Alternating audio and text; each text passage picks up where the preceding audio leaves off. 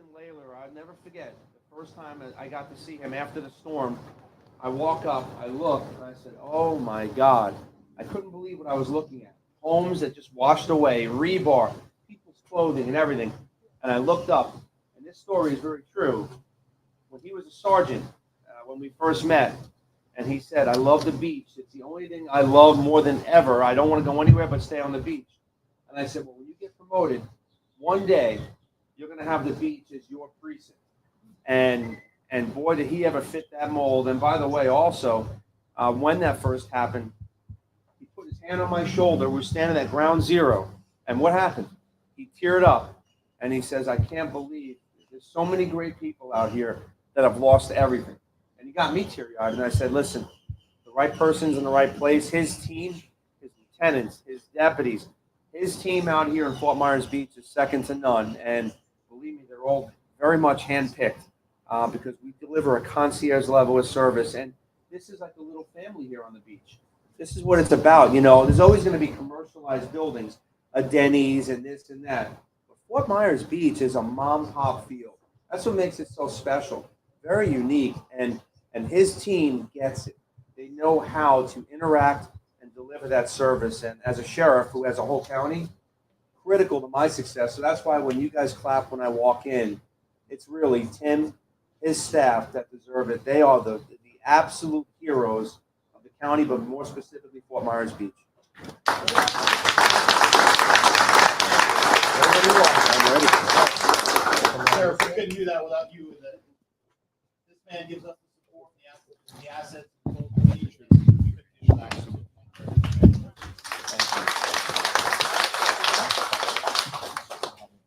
Perfect. This is Beach Talk Radio. Good morning, Mr. and Mrs. America, and all ships at sea. This is your captain speaking, Mean Gene. Mean Gene. The following will be a test of the ship's whistle, the sonar alarm, the cable alarm, and the atomic attack alarm. Hello, America, and welcome to the #1 radio station in all of Fort Myers Beach. Beach Talk Radio. Here are your hosts, Kim and Ed Ryan. And welcome to Wahoo Willies. Thank you all for coming. Thank you all for a very special Tuesday Beach Talk Radio with our special guest, Sheriff Carrmine Marceno. Big hand for our great sheriff for coming down to the beach and coming on the show. Thank you, Sheriff. How are you? How you doing? Oh, Ed, it's great to be here. Thank you. Thanks for all that you have done for this county and specifically Fort Myers Beach. Thank you. Really, you've done a great job. Thank you for the nice gifts. I'm a little upset Kim's not here to take the gifts, but I appreciate you bringing us some gifts and coming down and being on the show. And how's the campaign going so far? I know you're up for election in November. Are there term limits on the sheriff, or you can run repeatedly? So no term limits. Okay. Election's going well. I got an amazing team. Yeah. The men and women of the sheriff's office are the best. I walk in here and people clap. It's really for my employees, my family members that they've done such a great job. But running every day strong like I'm losing, that's the only thing I know. That's the only way to run. And we'll keep doing great things. We've come a long way. Yeah. So how did you, just to back up a little bit, how did you decide and why did you decide to get into law enforcement? So I believe in interactions when people are young, and that's why we engage the community and the youth at a very young age. Many years ago, I was in Long Island, New York, and the first time I ever really interacted with a police officer, Tom Basilio, a guy walked up, he was in uniform. I was a little kid, and I'll be honest, I was scared. I was afraid of him. I didn't know anything about law enforcement or police officers. I just seen this guy in a uniform and a badge and a gun, and I looked. But, every week he'd stop down, throw a football, play baseball with us, and that fear became a real friendship. And many of the kids that I grew up with actually became law enforcement officers because of that interaction. So those interactions with children are critical. They're game changing, and that's why I wanted to do it, because when everybody else ran away, I always wanted to help. What part of Long Island? So I was originally from the Bronx, New York. Okay. And then Rocky Point, New York. Point, Long Island. You from Long Island? Smithtown. Grew up, born in Smithtown. There you go. And, See that? Oh, by the way, come on up real quick.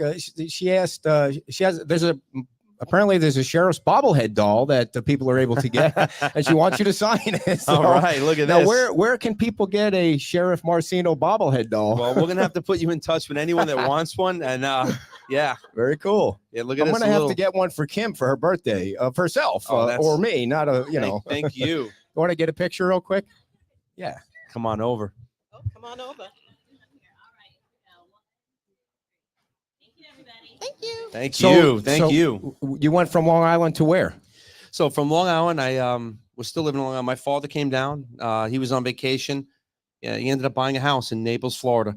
And he calls me up. He says, "Hey, pack your bags. You're going to Naples." I thought Naples, Italy at first. So I was like, and then he said, "No, would've been Naples, nice. Florida." And that was back in like 1993, 94. And Naples was a very, very small place. I mean, Southwest Florida was different. Last year, 80,000 residents moved to Southwest Florida, to Lee County, Mhm. and made it their permanent residence. That's Yeah. huge, Yeah. huge. They We're say it's going to be exploding. 1 million in a few years. So I mean, we are a victim of our own success, right? But thank God we got the right people in the right places. We have amazing county commissioners. We got, again, your mayor of Fort Myers Beach, council members, forward thinking, projecting, thinking about what this population does and how to stay in front of it and continue to be the best we can be. So you become a police officer in Naples. Is that how it all got started? And how do you get to First- Fort Myers? First start in city of Naples, a great job, geographically beautiful, a smaller job. After that, went to the Collier County Sheriff's Office. Okay. Loved it. The county was a bigger job, more spread out, and a lot to do, and a lot of mobility too. Sheriff's Office have a big amount of people, and you have a lot of movement, which I loved, and I learned a lot. I worked for back then Sheriff Don Hunter and Sheriff Rambosk at the very end, but a lot of great people in Collier County Sheriff's Office. Great people, great residents. I learned a lot.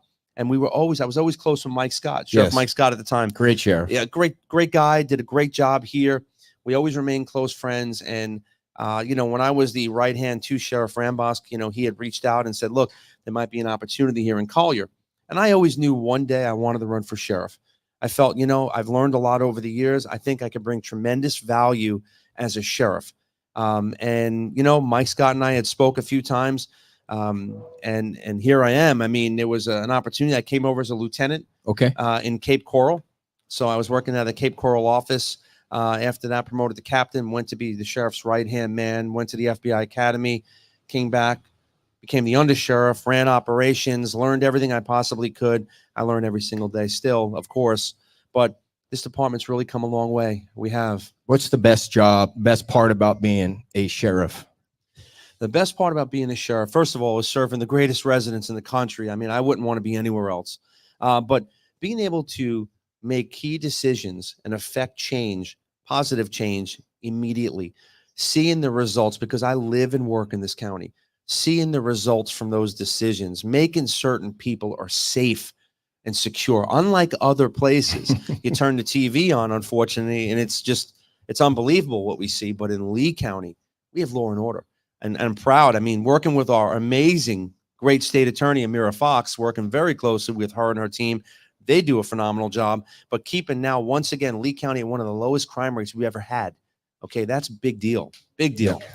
So Hurricane Ian hits and Fort Myers Beach is devastated. It probably hit worse than any other community. How did you first see the damage from? Were you flying over? I was. So like a minute ago yesterday, I'll never forget.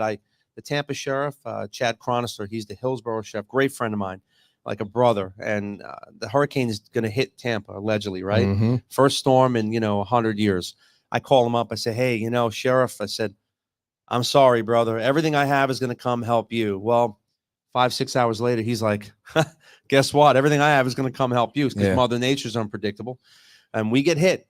Now we strategically deployed our resources. Lee County's 1,200 plus square miles of land and sea. So we know the hurricane's coming. We immediately go to action and deploy resources all over the county, because once we get a sustained winds of 40 miles an hour, we pull off the road. Right. So we have to be forward thinking. We need to make sure the residents are in a safe place and do everything we can to do that. Right.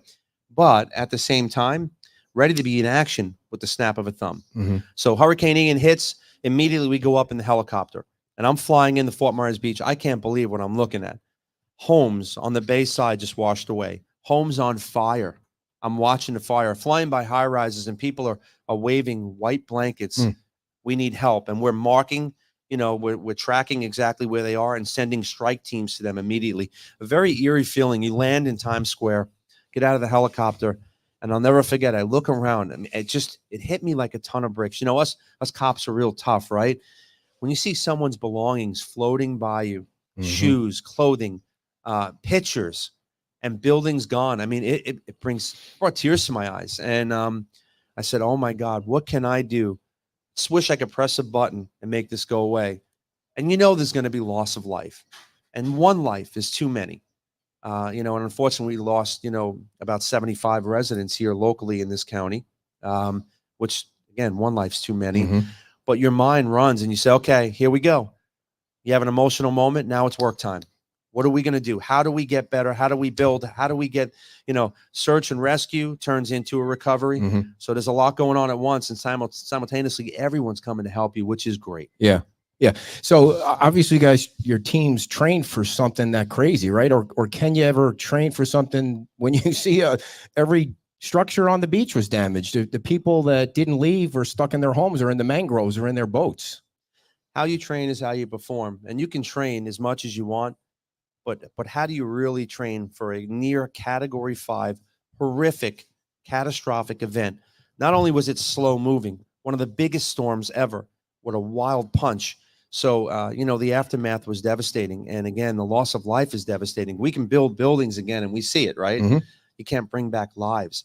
So tragic. And I felt it was my job as sheriff. Again, I love the residents here. I live here. I work here. I felt every day, because what happens? Communication breaks down. You get a bunch of different type of people delivering messages. Well, I wanted to deliver a message every day at noon at the same place, right up here, right over the bridge, and tell the people, hey, as your sheriff, I got a finger on the pulse. This is what we have yesterday.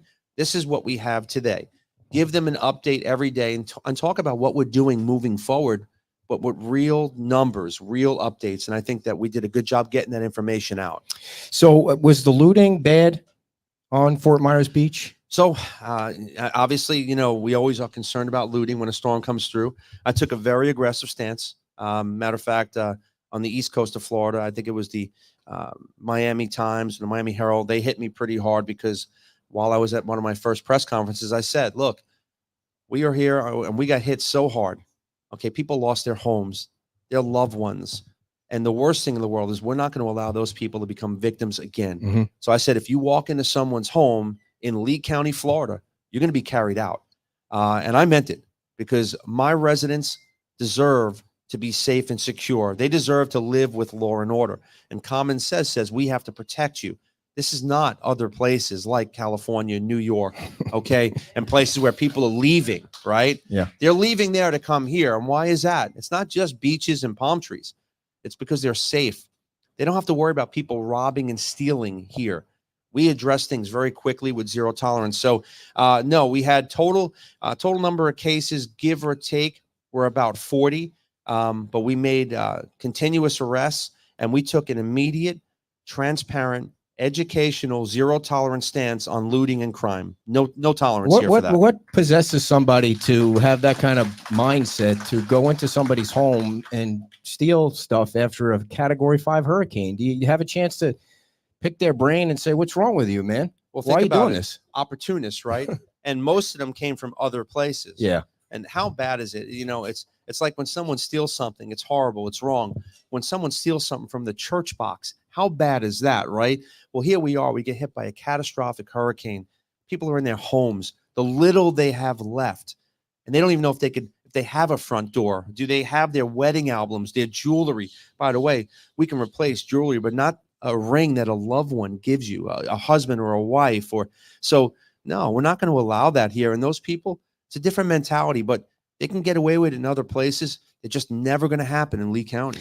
Coming over the bridge the first few times after the storm and having conversations with Captain Layler, I don't know how many times, it got teary a couple of times, just because everything was like driving through a snowstorm on Estero Boulevard those first few days. Talk about how your team performed throughout that whole, episode before it starts to get cleaned up. And I mean, it seemed like the debris trucks were here for 9 months.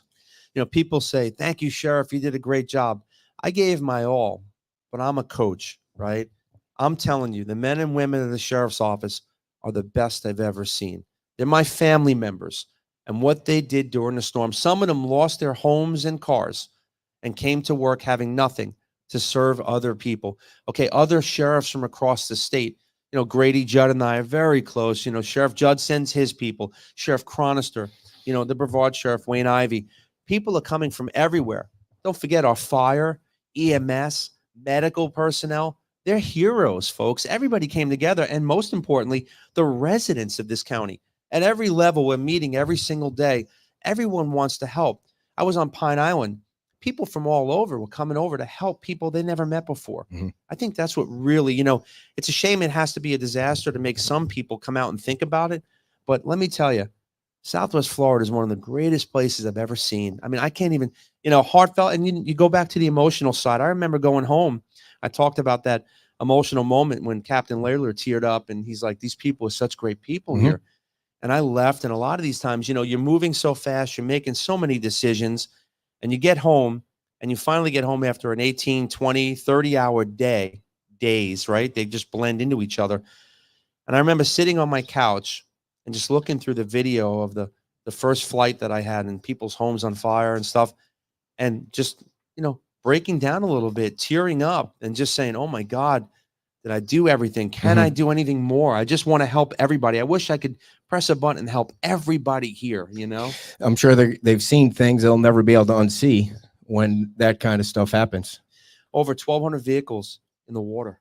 The bay had homes in the bay, vehicles in the water. You know, unfortunately, you know, people were in the water. People, you know, washed away with their homes. And again, these are lives. You know, it's not a case number. It's somebody's loved one. It's someone's mom, dad, grandparent, sister, brother, whoever it may be. It's a person. It's a loved one. So, you know, one is too many. And it was a very difficult job. And those first responders did an outstanding job. What advice do you have to residents next time a storm comes through? Get out of Dodge. Yeah, I'll tell you, you know, my advice is we all learn from, you know, from events, and my advice is to really, really pay attention.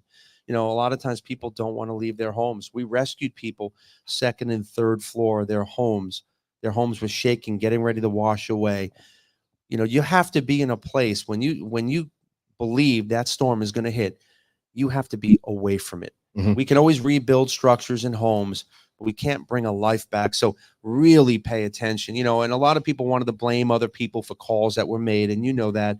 But I have to tell you, at every level, from the county manager, the county commissioners, again, Mhm. I mean, we have amazing commissioners. By the way, my endorsement for David Maleka coming up. I mean, Okay. David Maleka running for county commissioner. He'll do a phenomenal job here in Fort Myers Beach and in this county. So Is that an official endorsement right there, or is yes, that coming sir. up officially down the road? Official endorsement for David Maleka. I know him a long time. Yeah. He's very smart with business. He knows what it takes. His wife does an amazing job. It's a great team, and they'll lead Lee County once again through some great stuff. So let's talk about law enforcement in general. It's got to obviously the most dangerous job on the planet. You see what happened. I don't know what, I forgot what town it was. The police tried to serve a warrant in Charlotte, and 4 folks died. It's crazy dangerous. You know, it's one of the most dangerous professions ever, and now today dangerous more than ever. But I also think we have a great level of respect here in Southwest Florida. In Florida, I mean, listen, Governor Ron DeSantis has done a great job. His policies, procedures, his zero tolerance stance, his support for law enforcement, unwavering. And that sets the tone at the highest level in the state. So people here, for the most part, respect law enforcement. But you know as well as I do, we're in the business of what happens next. The next call could be a barking dog. The next call could be a noise complaint, or it could be shots fired. So every time you put that uniform on, that badge and gun, to serve other people before yourself, you have to think about that and what it takes to come home and be alive. And but I'll tell you this, rewarding, there's no job more rewarding than to go out there and to protect people in need, save people's lives, and make a difference every single day. How does a simple traffic stop turn into some of those? I mean, video is everywhere now. I mean, you even have your own TikTok channel. I guess you guys didn't know that, right? I mean, you're really into the social media, getting the word out about law enforcement, but a simple traffic stop can turn into a gun battle. Well, you think about it. Is there anything really simple, right, Right. about a traffic stop? You're pulling somebody over. They know you're a law enforcement officer, but you yet know nothing about them. If they're wanted, they could be wanted for murder, for drugs, for whatever it may be. And reaction is always slower than action. So you're walking up to someone's car. Mhm. If they're waiting for you like that, Yeah. you got to be ready for the war. It's just a simple fact. And that's why I say to everybody, look, you know, we're growing at a rate we've never grown. Proud. When I first came in office, we were 121 positions down and amongst the lowest paid. Now we're amongst the upper top 10 paid in the state. And we have a waiting list to get to Lee County. The morale's the highest it's ever been. And I love that because that's a quality law enforcement officer that's on the street serving the people here in Southwest Florida. But the reality is also, it's a dangerous profession. So we train sometimes 7 times the mandated amount because how you train is how you perform. And my family has to win and they have to come home. They have to. Does Lake County have enough deputies right now, or could they use more?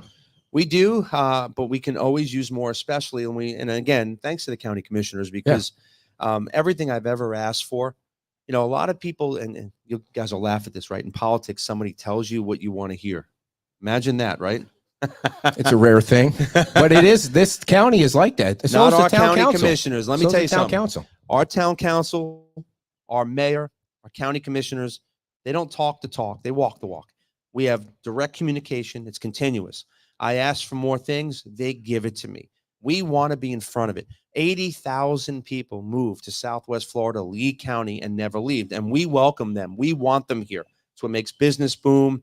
We have the #1 safest schools in the entire state of Florida, Lee County, Florida. And I'm proud of that. So for that reason, thank you.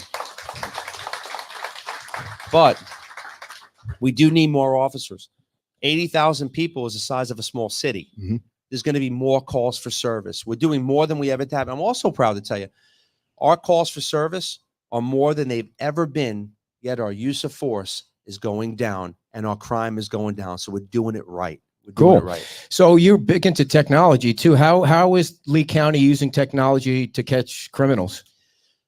We take bad money and make it good. So when we take drug dealers down, we take everything from them, their cars, their houses, their money, and we reinvest that money. It's called forfeiture money. And per statute, we're allowed to do so many things specifically with that money. So we help kids, programs, football, all the different things, keeping kids off the street. Then we take the rest, we put it in technology, license plate recognition, the real-time intelligence center. We're doing a tour tomorrow. It's called Behind the Doors at headquarters.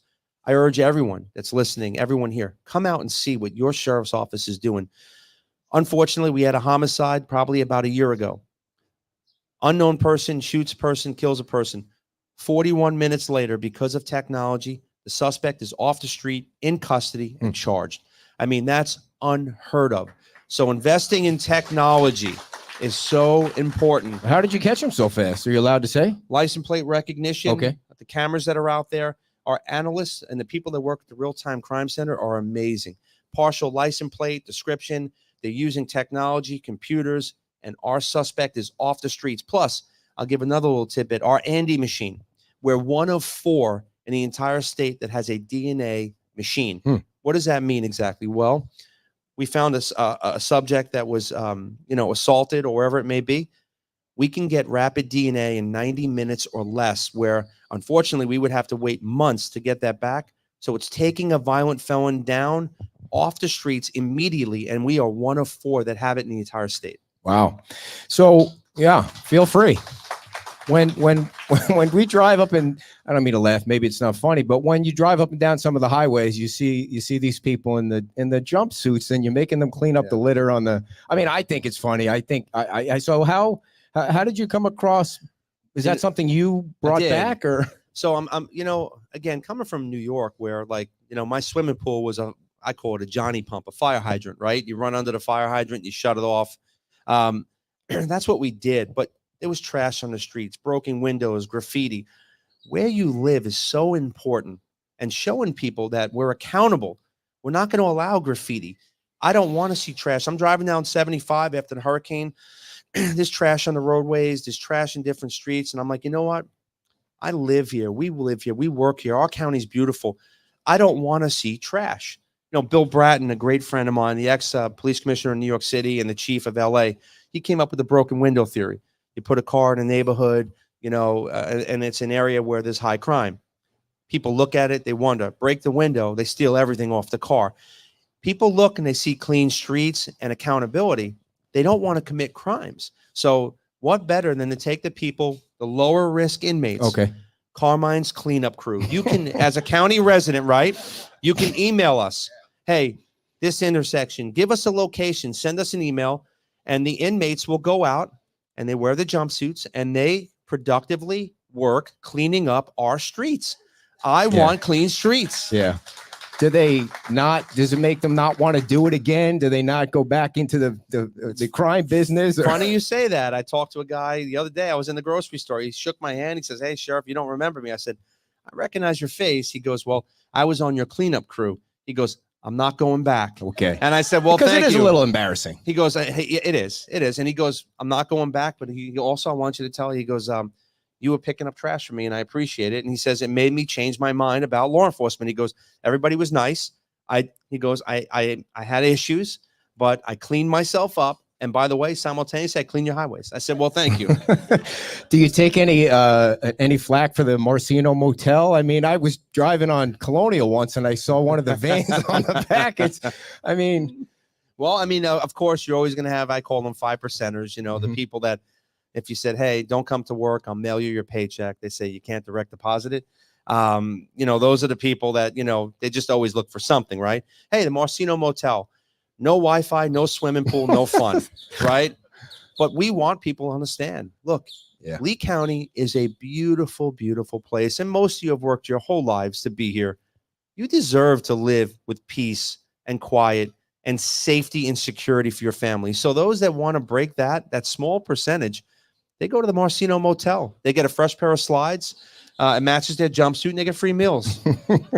What if you were around UCLA or Columbia, when you see these spoiled kids building these tents and then asking for a free food, and then it was bizarre to watch that. It was totally bizarre for the law enforcement of New York City to go in the way they did. They had to go in with smiles on their faces because they know everybody has a phone and they're just waiting for one police officer to push a kid the wrong way and break his leg.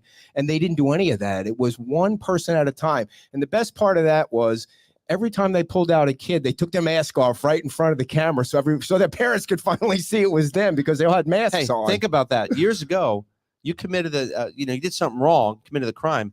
Your father or mother was worse than the police officer. Yeah. Okay, what happened? What happened here? Okay, what my thoughts are? Infuriation. That's my thoughts. My thoughts are the world doesn't owe you a living. Okay, go out and be a good, productive member of society. Listen, I'm a constitutional officer, and we protect people's constitutional rights, the right to peacefully gather, the right to peacefully protest, and I do that all day long. We will block streets to peacefully allow people to have their constitutional rights. But I will tell you this, the other side of that, if they think they're going to break laws and take things over, Florida is the wrong place and Lee County is the wrong place. I tell you right now, we have plans in place right now, locally, that if anything ever started to happen like that, it wouldn't be 1/2 a second. You break the law, they think they're going to do a takeover. Many people are going to the Marceno Motel, and that's going to be very quick. Very quick. No questions asked. It's just infuriating to me.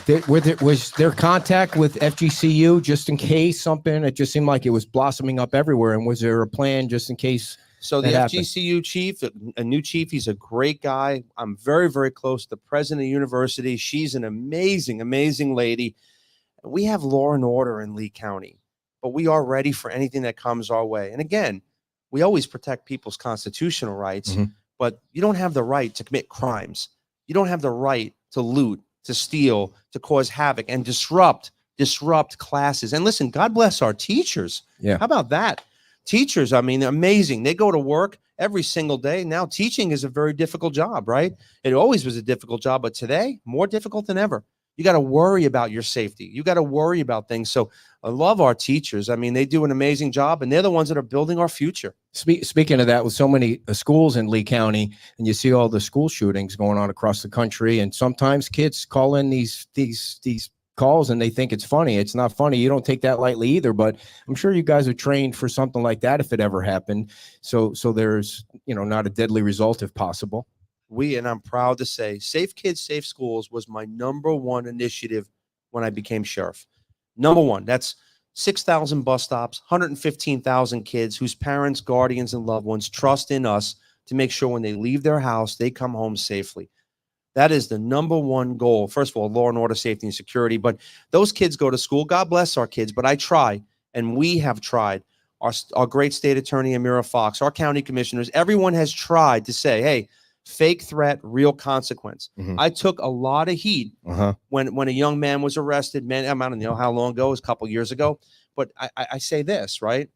At the end of the night, the last thing I want to do is arrest a 10, 11, 12, 13, 14-year-old. I don't want to do that ever.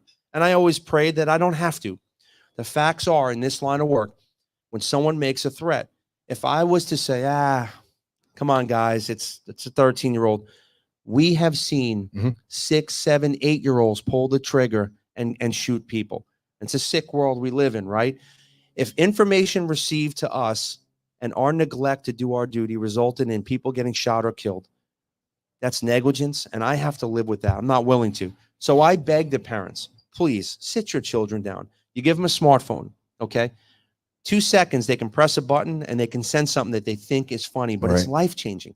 So teach them, because again, we are #1 in our schools and how we protect our kids, and we take a consistent zero-tolerance stance. So schools are more dangerous than ever. Do you think that one incident served as a deterrent the way you wanted it to with other kids? It's probably hard to tell. It's hard to tell because, our school threat enforcement team, I mean, it's amazing, and it's multifaceted. But what I want to tell you is detectives go out as soon as we have a threat or a potential threat. That second we go out, we investigate it fully, thoroughly. We look at the home, the household, the mom, the dad, the parent, the guardian. Are there firearms in the house? Do we need to have a risk protection order? But the other side of that team, it's not just education, and it's not, as a last resort, arresting someone. It's working with the mental health counselors. It has mental health counseling in that component. So, and we see right now, we watch about 550 kids. We get about 5 threats, give or take a day, about 50 a week. That we look into 50 a week. Wow. Okay. I never would have guessed that many. Over 100,000 kids. We're getting about just 50 in Lee a week. County. Now, those threats could be very little, or it could be something that ends Do up any and of these results kids in have arrest. parents, Sheriff? Well, I always say, look, when you give your kid the internet, great thing, right? Computers, a great thing, but you gotta talk. Sit your kids down. And by the way, parents are great. Parents can do all that, and their kid could still go out of bounds, right? So we want to be cognizant of that. We want the parents to be part of the team, but again, we have zero tolerance because we have to. Yeah. We have to. I was late for dinner once growing up on Long Island, and my dad waterboarded me. I don't know if that's it was way overboard. Well, I went outside with a go-kart out of my backyard. He cut it in half, and I got a belt, and that was the end of it. That was the first day and last. Explain to people here and people watching why Lee County is a safe county. Lee County is a safe county for many reasons. One, more and more residents now are getting involved with this team. There's no I in team.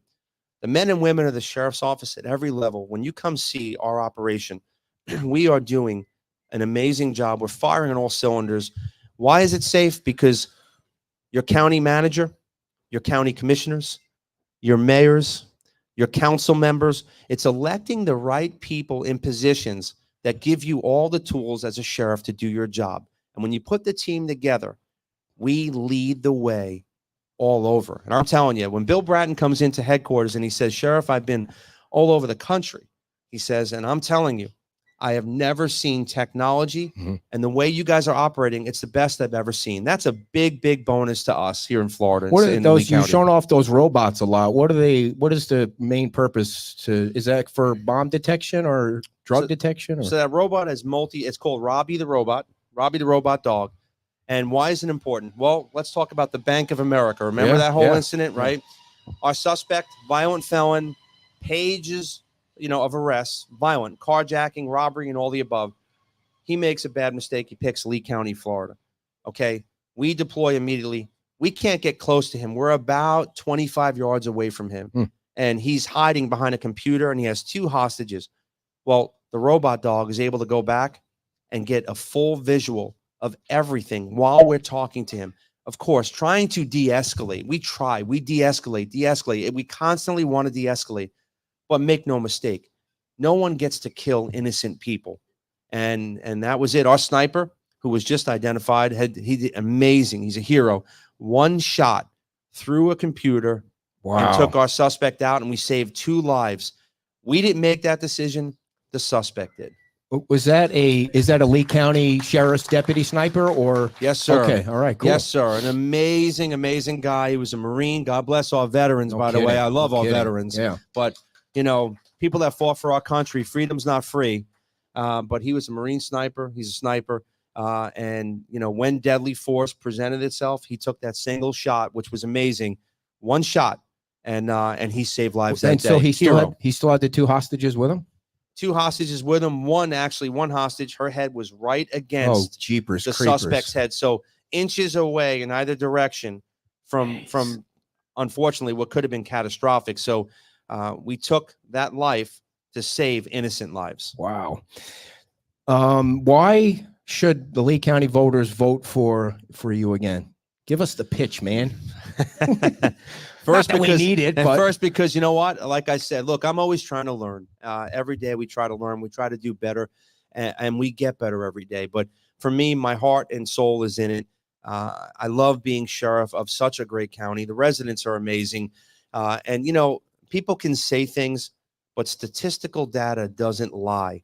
The crime rate going down, having the safest schools, the technology, your sheriff's office, the men and women of the sheriff's office, we built teams. They're doing an amazing job. And as your sheriff, I will never. Thank you. Thanks for coming. Ladies and gentlemen, Sheriff Carrmine Marceno, thanks so much for coming on the show. Thank you. You and your wife, again, thanks for doing such a great job. We appreciate it. Big hand for the sheriff for coming down to Fort Myers Beach. Thank you. Thank you all for tuning in. See you Saturday.